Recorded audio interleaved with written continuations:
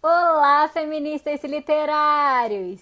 Hoje nós já estamos em período de campanhas pré-eleitorais, não é? Vamos eleger brevemente nossas vereadoras, nossas prefeitas.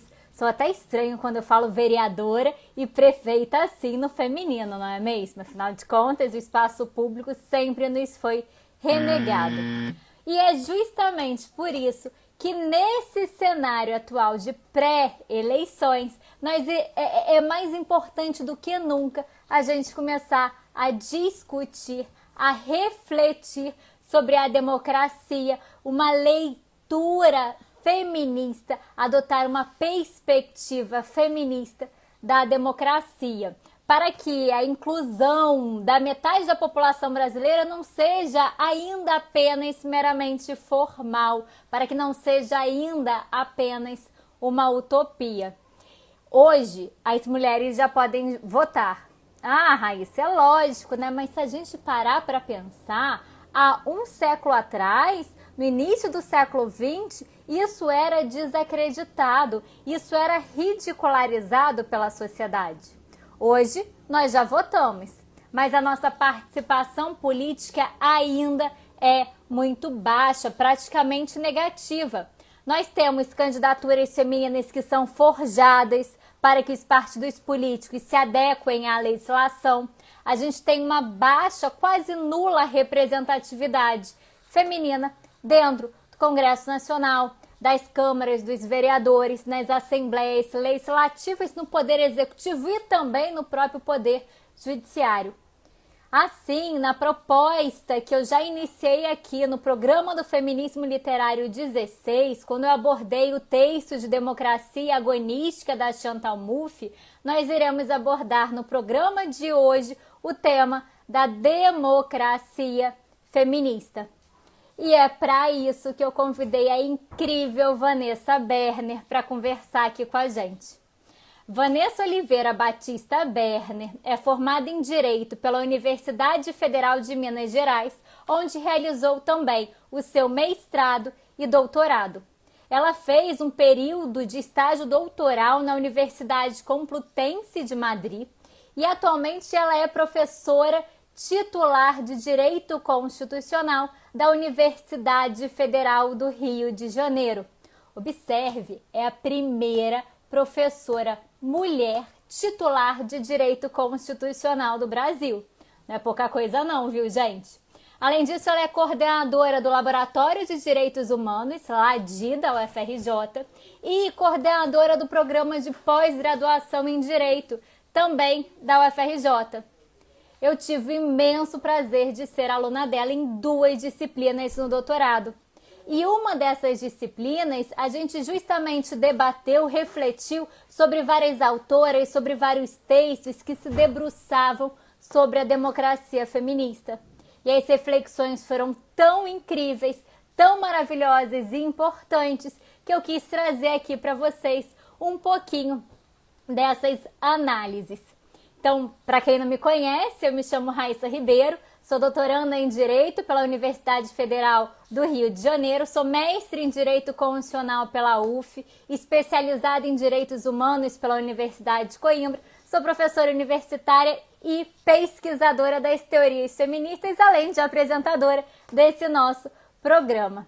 Então agora eu vou convidar para participar aqui comigo da live a professora Vanessa Berner.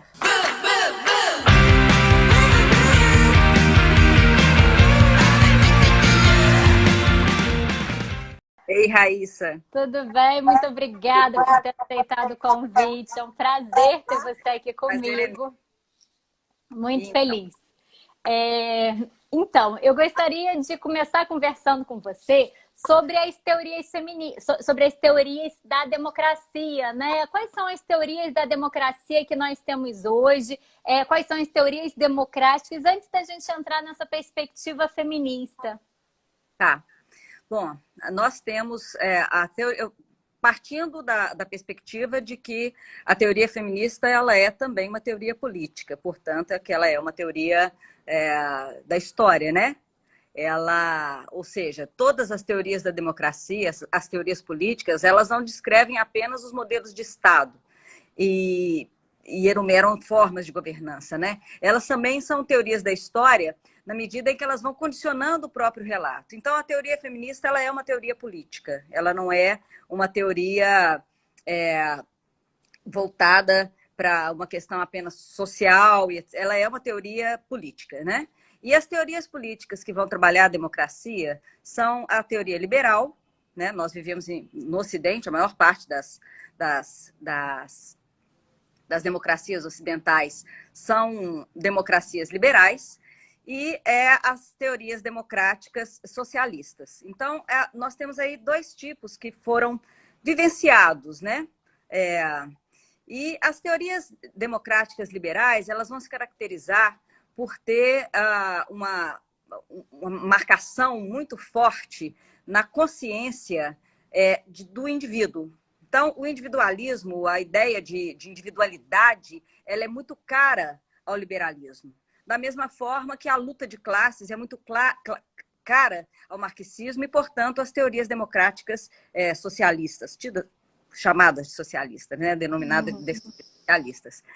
Já a teoria feminista, como teoria da democracia, ela é diferente, porque ela não vai se centrar nem no indivíduo e nem na luta de classes.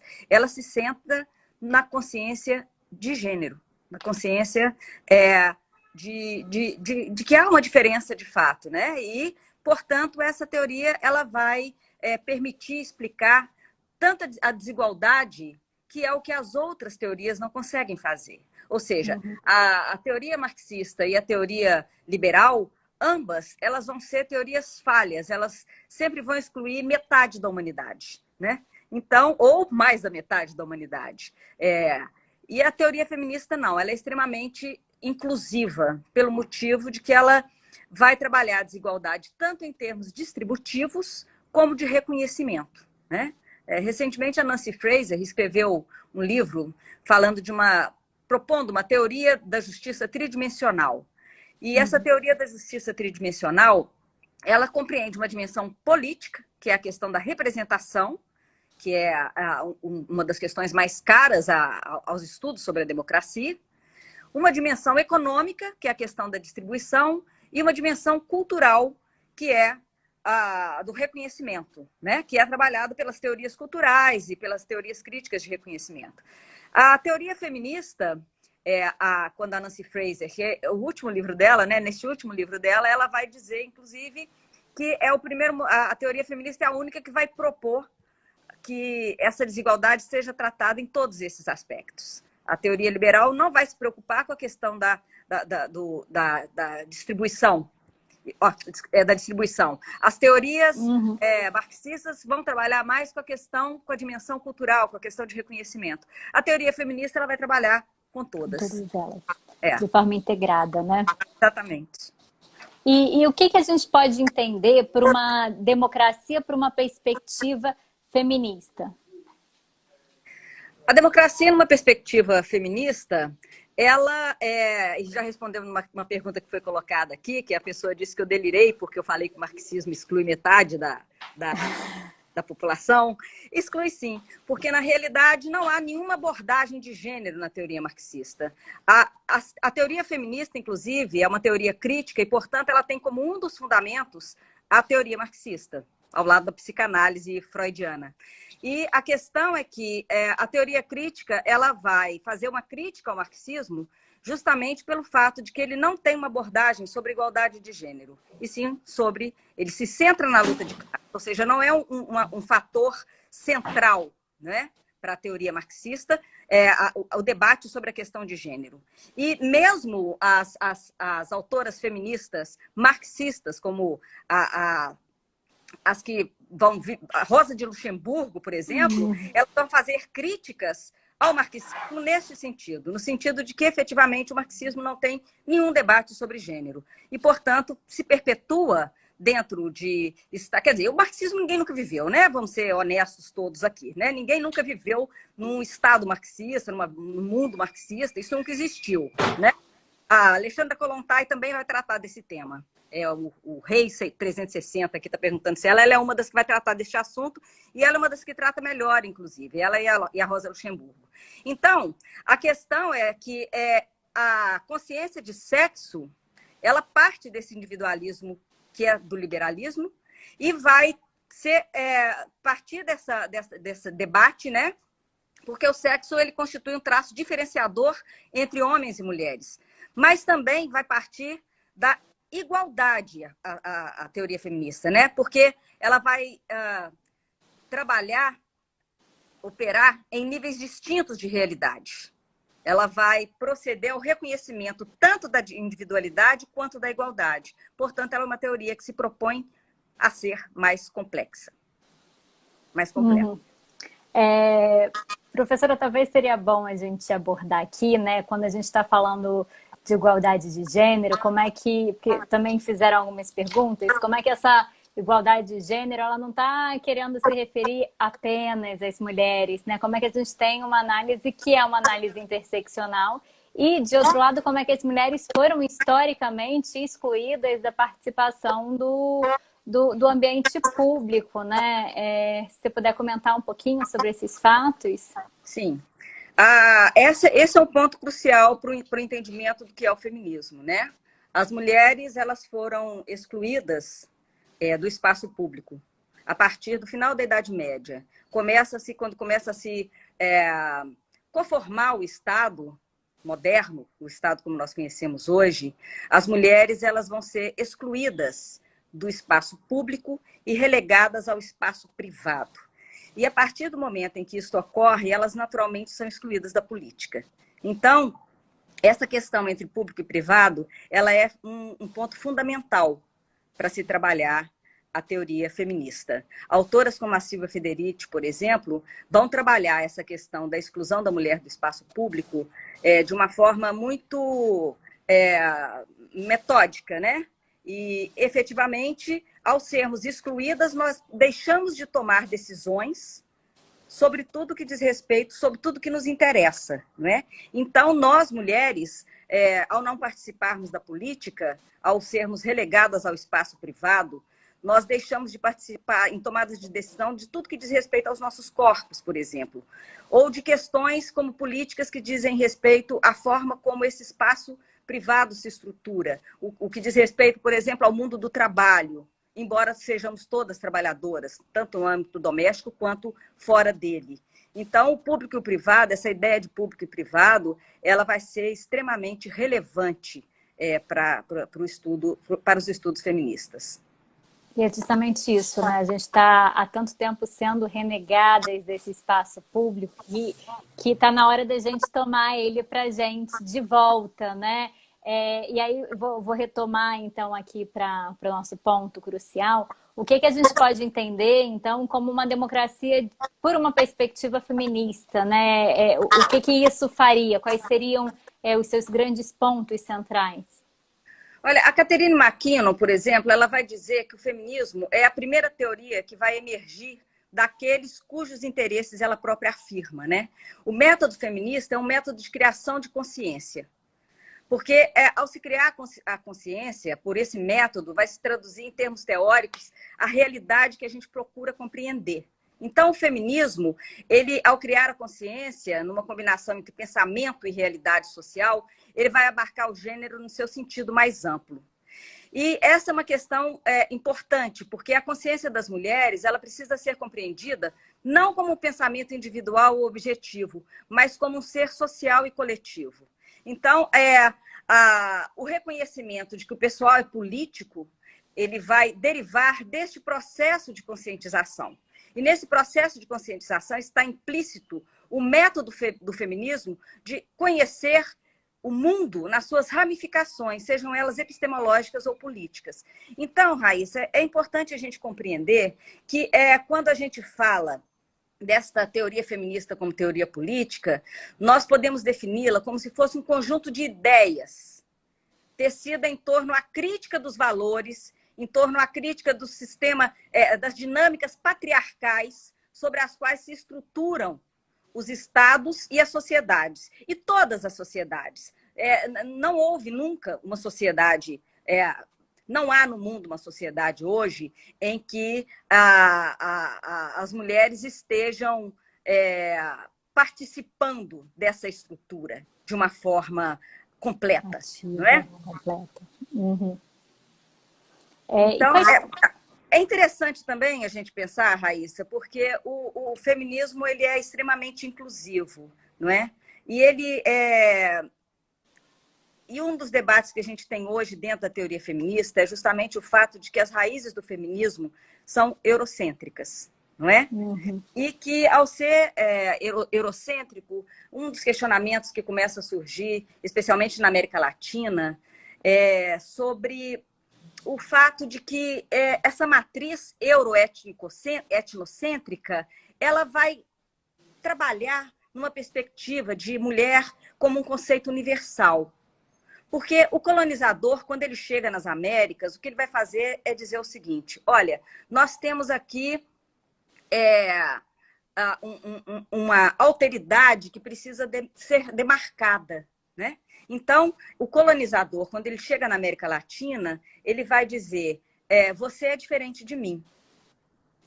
Uhum. E aí, a partir dessa diferenciação que é de raça, ele vai começar a incluir paulatinamente também a diferenciação de gênero, que não existia na maioria dos povos originários da América Latina. Uhum. Né? Mas esse feminismo, portanto, que surge na Europa, ele vai questionar também essa questão de raça a partir de algum momento, né? E nós vamos ver que hoje, quer dizer, se esse feminismo, essas teorias feministas que começam a surgir no século XVIII, na verdade, né? Como teorias, né? No século XVIII mesmo, pós-Revolução Francesa, com mulheres como Olympe de Gouges, né? Que vai reescrever a Declaração de Direitos do Homem e do Cidadão, com declarações de direito da mulher e da cidadã, e vai ser decapitada por isso, inclusive, né? Desde o século XVIII, as mulheres já começam a trabalhar nesta teoria feminista na Europa, né? Quando essas teorias feministas aportam nas Américas, as mulheres latino-americanas, elas vão compreender que não basta apenas discutir a questão de gênero, que é necessário que a gente discuta também essa questão de raça que nos foi imposta pelo colonizador. Então, a questão de raça, ela vai contestar essa ideia muito europeia, muito norte-americana, de uma mulher universal, né?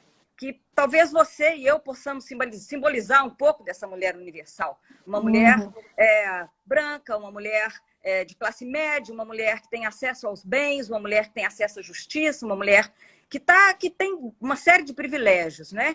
Quando as teorias feministas aportam aqui, as latino-americanas elas vão começar a construir outros conceitos, né? Por quê? Porque elas vão contestar essa mulher universal. Elas vão dizer, olha, nós temos aqui uma questão de raça que não está contemplada. Se o homem indígena, se o homem negro, eles estão abaixo do homem branco, a mulher negra vai estar abaixo do homem branco, do homem negro e da mulher branca também.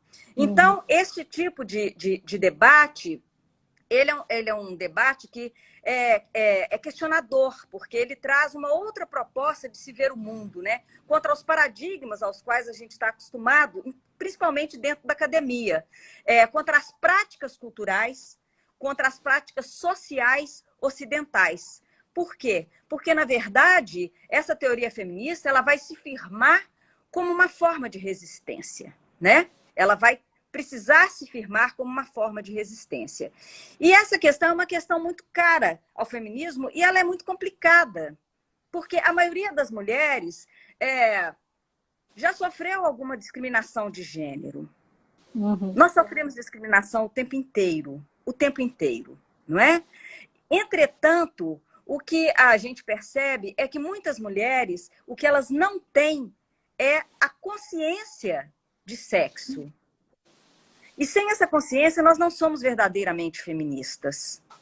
Nós, mulheres, eu estou falando de nós, mulheres, né? Nós podemos falar dos homens também, que raramente, assim, raramente você vai encontrar um homem que tem alguma consciência de gênero e se coloca no seu devido lugar de opressor que ele é mesmo, né? A opressão de gênero, ela é diuturna e só quem pode dizer que sofre essa opressão é a mulher que sofre essa opressão de fato, né?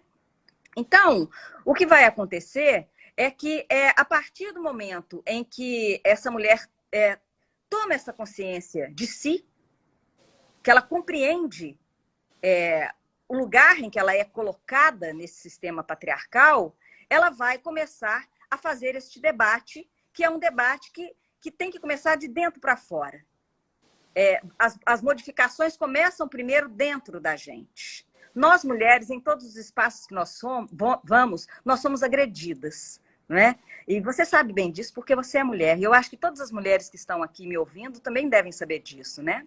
E essa questão de gênero, ela vai dizer respeito a... Nós vamos senti-la ou não senti-la de acordo com o lugar em que nós estamos, né? Nós estamos aqui fazendo um debate, né? E eu estou aqui numa posição que pode parecer bastante confortável, como uma mulher branca, de classe média, universitária, professora e etc. Mas eu preciso ter consciência de que, mesmo estando neste lugar, eu serei oprimida pela questão de gênero. Dificilmente um homem tenta silenciar outro homem, mas eles tentam silenciar as mulheres o tempo inteiro. Né? Ou, por exemplo, dizer como a palestra deve ser conduzida, ou como a sua fala deve ser dita, né? O tempo todo a gente... Quais são os autores e autoras que eu devo citar, qual é a linha teórica que eu devo obedecer, de preferência citando outro homem, não é? Então, nesse sentido, ser mulher, ter consciência de que a gente vive assim, vive neste sistema de opressão, é extremamente importante. A consciência da qual as teóricas feministas vão dizer é justamente isso, né? Então, entretanto, é necessário que a gente perceba que há uma imbricação muito importante de outras questões, né? Nós temos imbricações com o gênero, que são imbricações de raça e que são imbricações de classe. Ser uma mulher branca de classe média é uma coisa. Ser uma mulher negra de classe pobre é outra coisa, né? Outra coisa bastante diferente. Então, é evidente que se nós temos dificuldades, problemas, né, nos nossos relacionamentos diuturnos, no exercício do nosso trabalho, no exercício das nossas funções, na possibilidade de ocupar espaços públicos, se isso é difícil para nós, mulheres brancas, para mulheres negras, para as mulheres indígenas, isso é ainda pior. Para as mulheres que não têm acesso ao bem comum, para mulheres pobres, isso é ainda pior. Então, essa consciência de gênero, ela é uma consciência que ela precisa ser experimentada por todas as mulheres para que a gente se veja realmente feminista. E isso significa não ter medo. Não ter medo de contestar. Não ter medo de falar o que nós falamos, não é? Nós não podemos nos intimidar diante do que se coloca para nós como algo que é realmente opressor. Ou seja, é algo que a Marielle dizia muito bem na Câmara Municipal. Não vão silenciar, essa mulher aqui não vai ser silenciada. E várias outras mulheres como nós, como você mesma, Raíssa, que ousamos, né? Que temos o atrevimento de falar de questões que não são questões para serem faladas pelas mulheres, temos que ter. Então, essa consciência, ela é uma consciência super importante, né? Essa consciência de que nós não precisamos ter medo. Os homens têm medo das mulheres que não têm medo. E ao ter medo das mulheres que não têm medo, essa é uma frase da Simone de Beauvoir, né? Ao ter medo das mulheres que não têm medo, eles agridem as mulheres. E agridem sorrindo, né? Agridem sorrindo porque eles se sentem numa situação superior, na qual, inclusive, eles nem ocupam, mas tudo bem. Né? Eles se colocam nesta posição. Então, quando a gente pensa numa ideia de democracia feminista, não é uma democracia que exclua gênero. Não é disso que eu estou que exclua homens. Não, é uma democracia que vai incluir todo mundo. Em que essas imbricações gênero, raça e classe sejam todas trabalhadas de forma que todos possamos desfrutar dos mesmos benefícios, dos mesmos bens, das mesmas oportunidades, realmente em igualdade. E não numa igualdade formal, que está colocada, por exemplo, na nossa Constituição Federal. Né? O artigo 5º, inciso 2º, vai dizer: homens e mulheres são iguais em direitos e obrigações nos termos desta Constituição. Só que não. Só que nós sabemos que não. Né? Nós temos muito menos acesso do que os homens à maioria das coisas. Nós temos menos acesso, por exemplo, a coisas tão simples como, por exemplo, andar sozinha à noite na rua. Como entrar dentro de um ônibus de noite, de madrugada, para voltar para casa depois do trabalho. Né? E, veja bem, esses espaços comuns, esses espaços públicos, não são pensados democraticamente a partir da questão de gênero. Por quê? Porque, efetivamente, quando se pensa na iluminação das ruas, na organização do traçado urbano, via de regra, isso é pensado para o ser humano universal.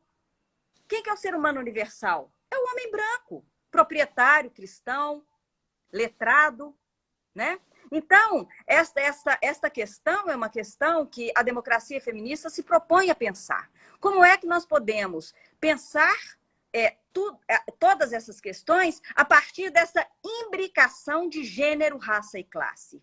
Não apenas a partir da questão só de gênero, mas de gênero, raça e classe. A teoria feminista se propõe a pensar isso como uma teoria política. Então, são diversas as formas, né, de se trabalhar isso. Se a gente pensa em questões tão diversas como, por exemplo, imigração, como a organização do espaço urbano, o direito à moradia, o acesso à água. Se a gente pensa em todas essas coisas, acesso a medicamento, por exemplo, Raíssa, os medicamentos, sabe como que eles são medidos? A dosagem de medicamento, você vai comprar uma dipirona. A dosagem da dipirona é feita a partir do tamanho de um homem médio, europeu. Ou seja, 1,70 m, 80 quilos. E aí você toma aquela dipirona e ela não te faz mal. Por que é isso? Há vários estudos de mulheres sobre esse tipo de questão. Né? O ar-condicionado. Por que a gente entra nos lugares? Eu entro nos lugares e eu morro congelada. Estou sempre levando um casaquinho para poder dar aula na faculdade ou para participar de um evento.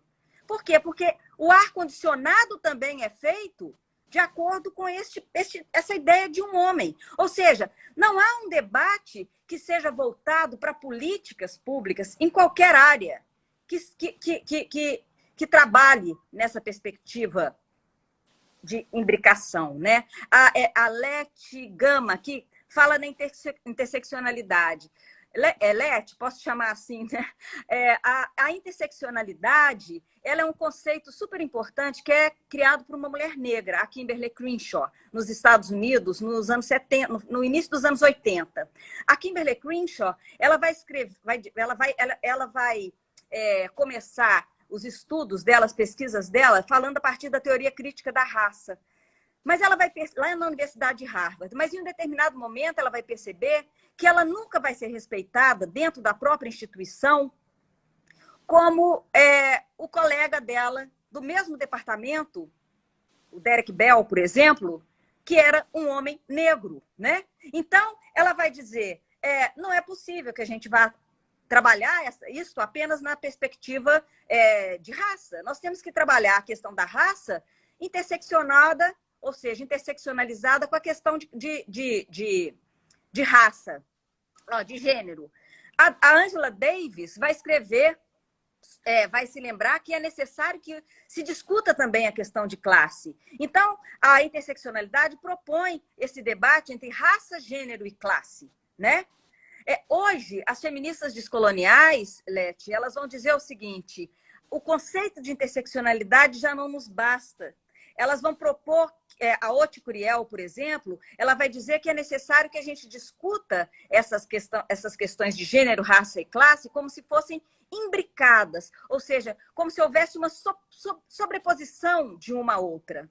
Porque, efetivamente, há camadas ali, não intersecções, né? Especialmente na América Latina, nesses países de capitalismo periférico, como é o caso do Brasil, como é o caso da Colômbia, como é o caso da Bolívia, né? Aliás, a Bolívia hoje nos deu uma enorme alegria. 51% do parlamento boliviano hoje é composto por mulheres, depois da última eleição.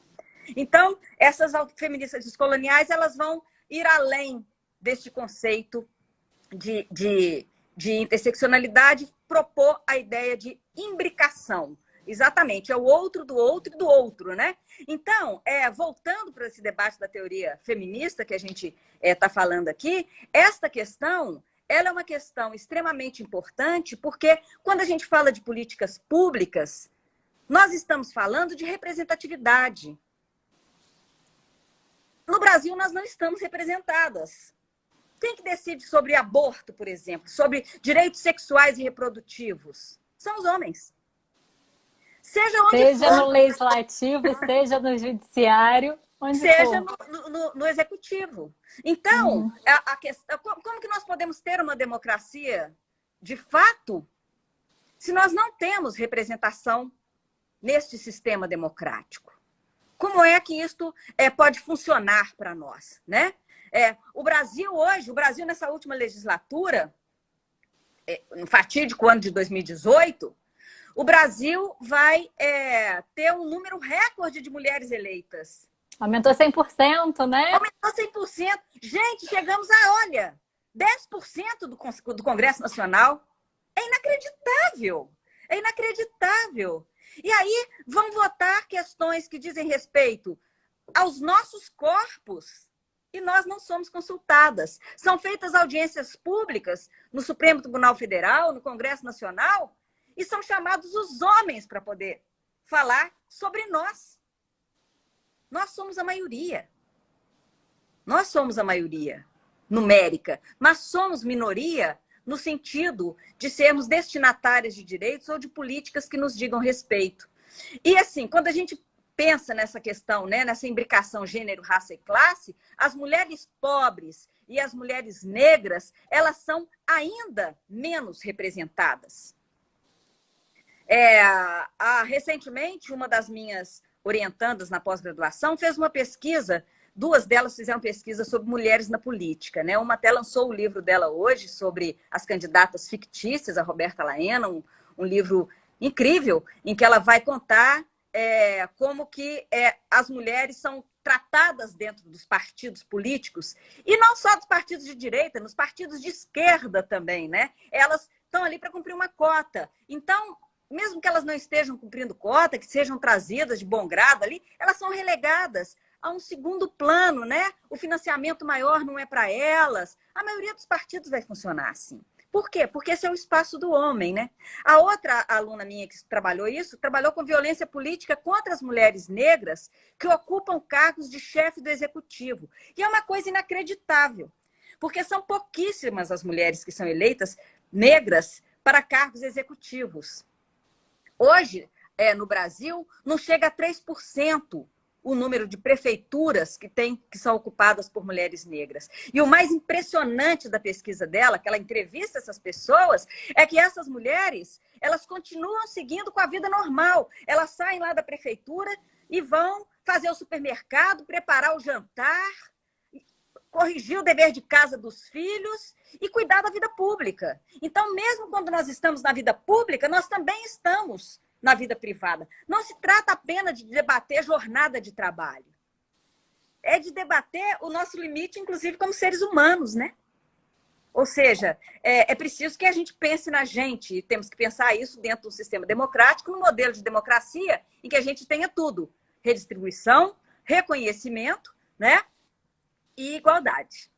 Esses dias eu publiquei aqui, professora, o último relatório da CEPAL do Observatório de Igualdade de Gênero, que mostra justamente isso, né? Que as mulheres até estão no espaço público, mas elas estão exercendo funções remuneradas menos mal pagas, né? E estão exercendo uma carga horária de trabalho ainda muito maior no âmbito privado, no âmbito doméstico, enquanto os homens não chegaram juntos no âmbito privado, né? E aí a gente observa que essa sobrecarga ainda continua sendo uma sobrecarga real, não só no Brasil, mas na América Latina como um todo. E aí, nessa pegada do que a gente está conversando sobre a interseccionalidade, é importante que a gente observe a necessidade da gente não apenas descrever os problemas da nossa sociedade, né, mas alcançar e batalhar por um sistema de justiça que seja efetivo, né? A gente aqui quer falar de políticas que sejam emancipatórias. E aí, nesse sentido, para a gente tentar fechar, né? Como é que a gente poderia pensar em propostas de uma democracia feminista cá para a América Latina e mais especificamente para o nosso país, né? Como é que a gente poderia adotar essa proposta aqui? Bom, a primeira coisa que a gente tem que fazer, para adotar uma proposta dessa, é preciso que a gente faça o que a Patrícia Hill Collins vai chamar de aliança de convivência, não é? É preciso que a gente compreenda que nós somos diferentes entre nós. E que, apesar disso, todas nós precisamos encontrar aquilo que nos une. E o que, numa proposta política feminista, tem que nos unir, né? O que precisa nos unir é a certeza, a consciência de que uma mulher feminista, ela é uma mulher que ela é antirracista, ela é anticapitalista e ela está voltada para a construção de um mundo que seja igual, melhor para todos e para todas. Então, essa construção, ela primeiro parte de dentro de nós. O feminismo tem essa dificuldade, vamos dizer assim, né? Para eu poder me entender feminista, para eu poder me dizer feminista, eu preciso compreender que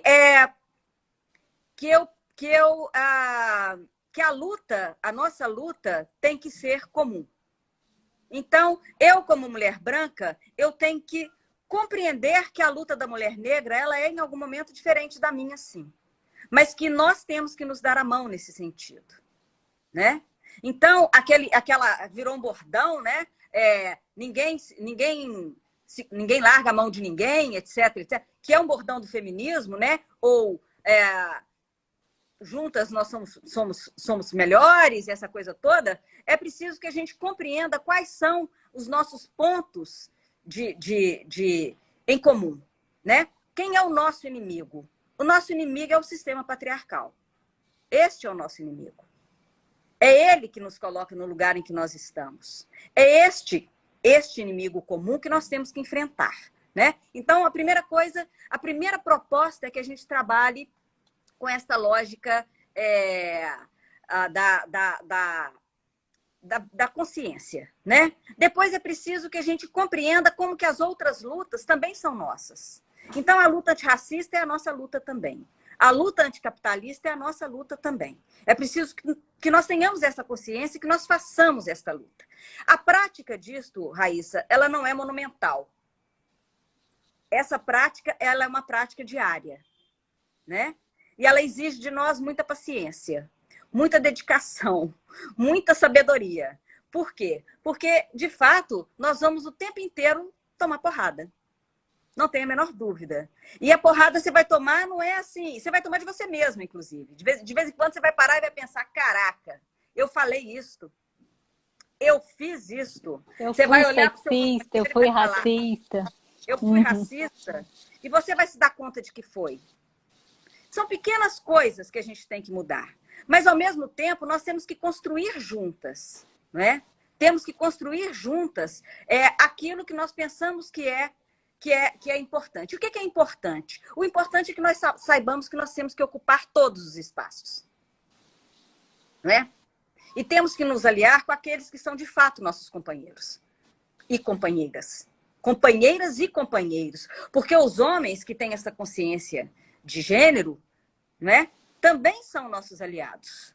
O feminismo não é o contrário do machismo. Uhum. O machismo, ele é diferente, porque o machismo ele é o que estrutura o sistema patriarcal. É uma ideia de que o homem é melhor, de que o homem é maior, de que o homem é o tal. E de que, portanto, o espaço público é dele. A decisão final é dele. É ele que entende de política.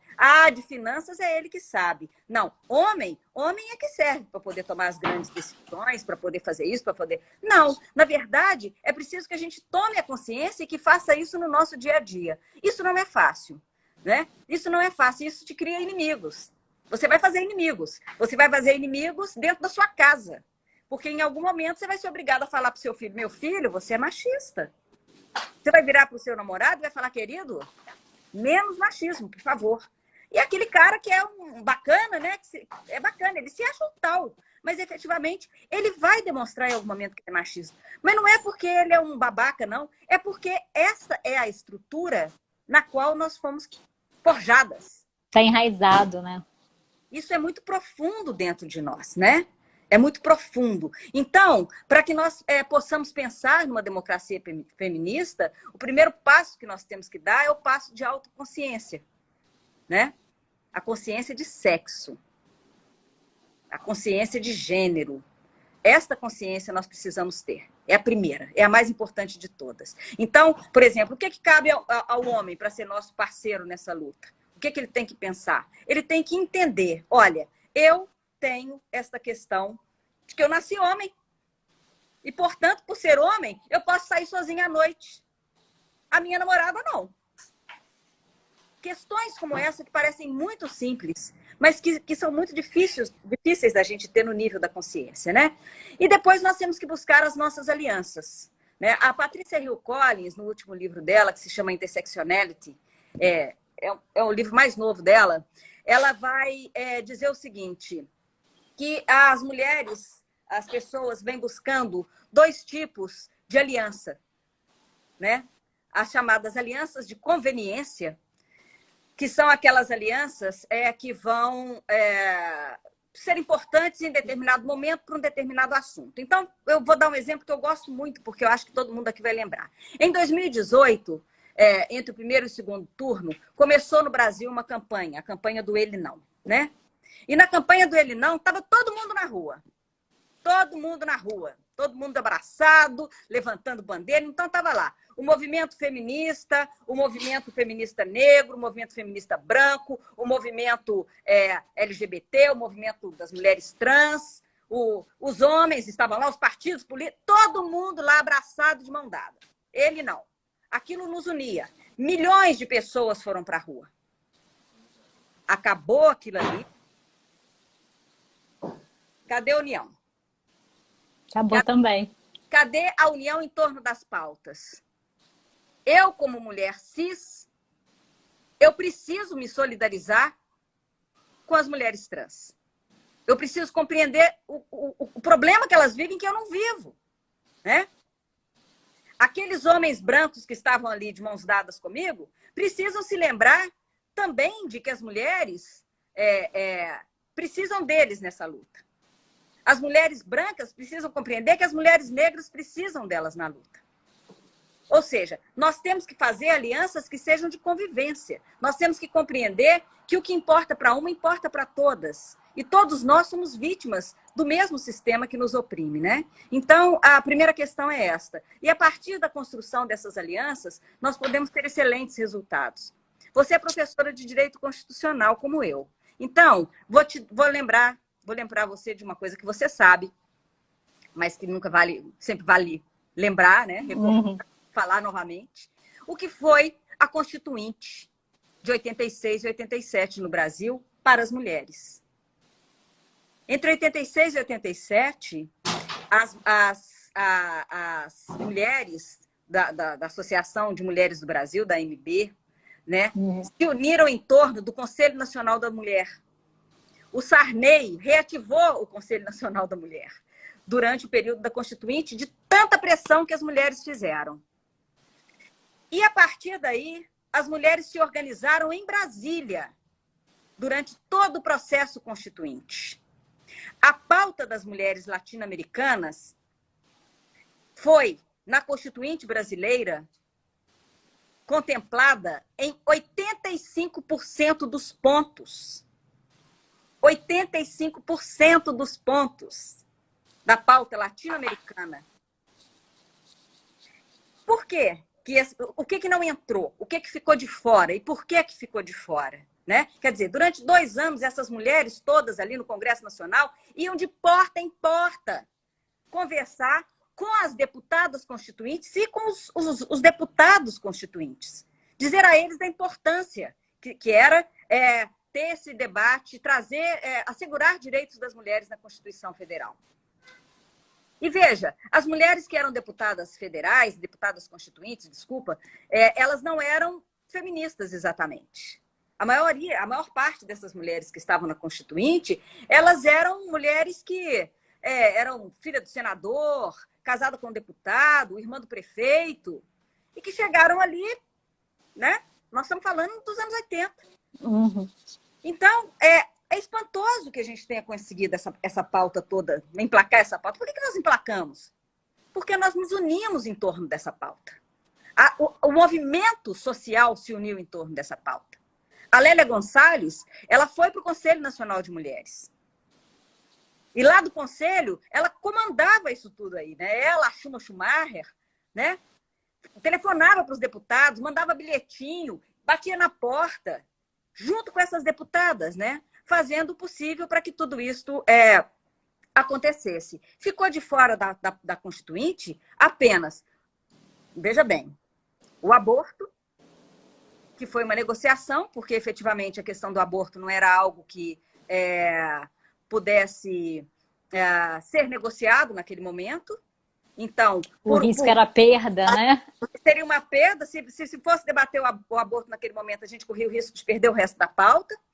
E, estrategicamente, o aborto não foi colocado. E depois tivemos aí a questão, e essa foi colocada, e houve luta, mas não houve acordo, e nós já podemos falar do que foi, né? Que é a equiparação do trabalho da empregada doméstica ao trabalhador urbano. Não emplacou. Por quê? Por motivos de racismo, não é? A maior parte das empregadas domésticas são mulheres negras. Esse país é um país que teve 400 anos de escravidão.